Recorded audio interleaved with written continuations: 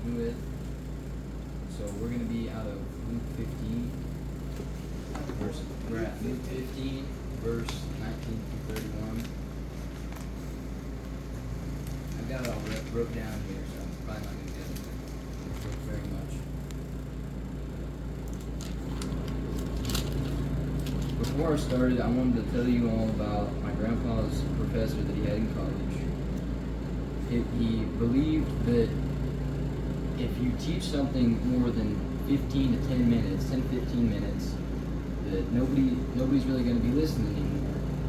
Everybody's their mind's going to wander. And he taught this in his classroom too at school.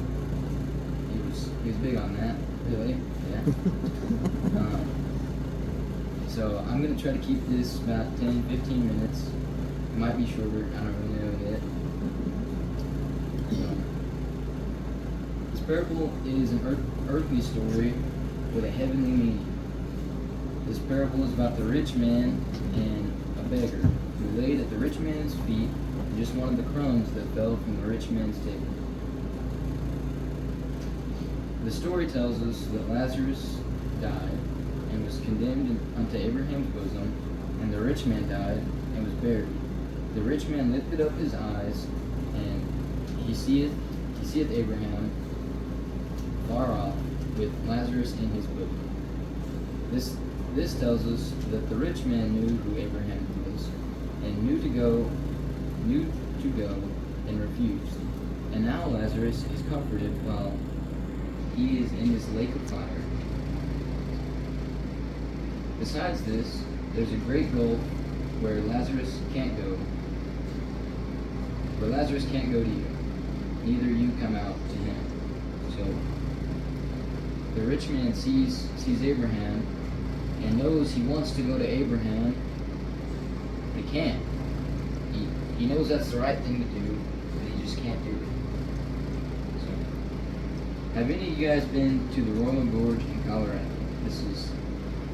It separates the entire continent from the east to the west, or the north to the west, by the Arkansas River. It's a really good example because without a bridge you can't cross it, and obviously here there was no bridge, so it was impossible for the rich man to get to Abraham. So the rich man tried to do the only thing that he could, and he begged Abraham to send Lazarus back to earth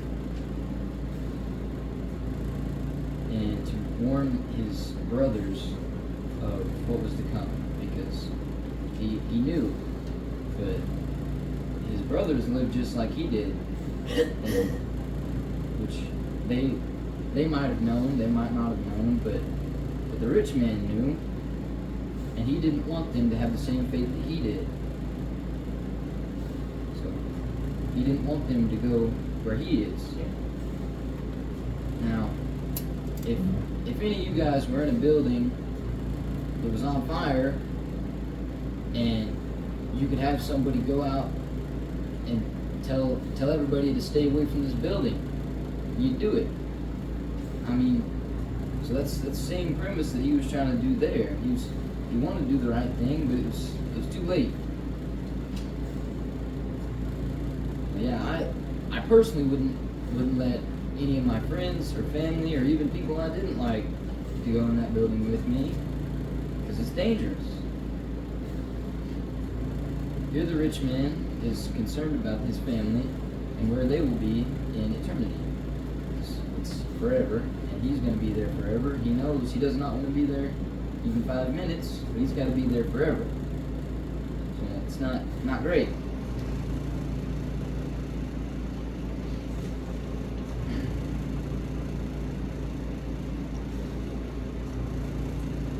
We must have the faith that heaven is where we're going to be. It's got to be our home. We must know that, so we don't end up here like where we are, or we don't end up here where the rich man is. So you gotta have faith, and you gotta really believe in yourself that heaven is where you are going to go, or you won't make it. Okay? But only if we are able to believe in our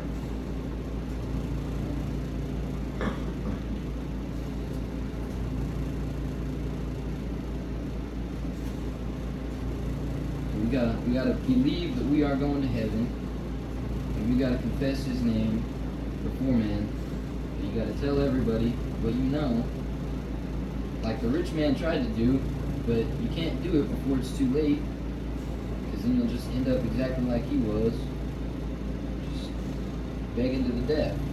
You know, it's not possible. You can't do it.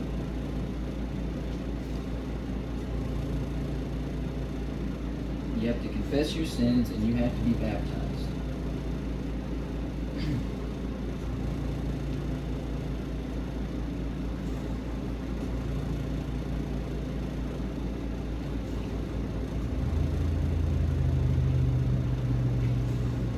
You have to confess your sins and be baptized, and you have to continue to believe in the Lord until the very end, no matter how hard your life gets, or even how easy it is. You can't. If you're on top of the world, you got to remember who brought you there, and if you're at the bottom of the world, you got to believe that He can bring you back up. And you have to love your neighbor as yourself.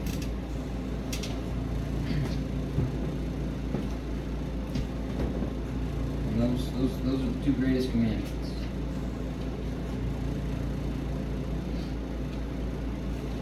Is there anybody here today who needs to obey the gospel and needs the prayer of the church? Why don't you come now before it, and come while we sing?